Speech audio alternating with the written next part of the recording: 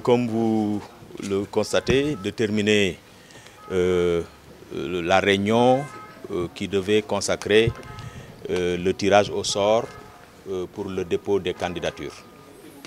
Donc ça s'est très bien passé et je me félicite de ce qu'il n'y a pas eu d'objection ou d'observation majeure.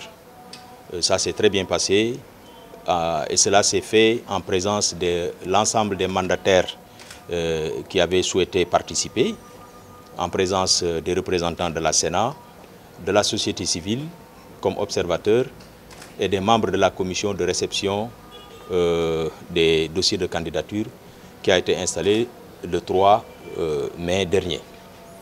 Donc c'est une grande innovation parce que, comme vous le savez, le passage pour le dépôt des candidatures se faisait sur la base de l'ordre d'arrivée. Et cette fois-ci, nous avons voulu que cela se passe par la voie du tirage au sort.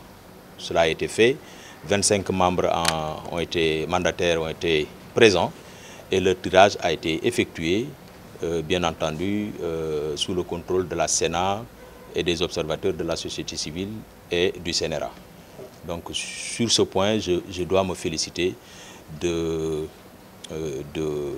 la bonne organisation de ce tirage et du contenu du résultat, puisque personne n'a contesté ce qui a été obtenu comme résultat. Une question a été posée et qui était relative au dépôt par la coalition Benno Bokk Yakaar de ses parrainages lors de la notification du titre de coalition de cette coalition. Je rappelle que c'est le code électoral qui le veut ainsi.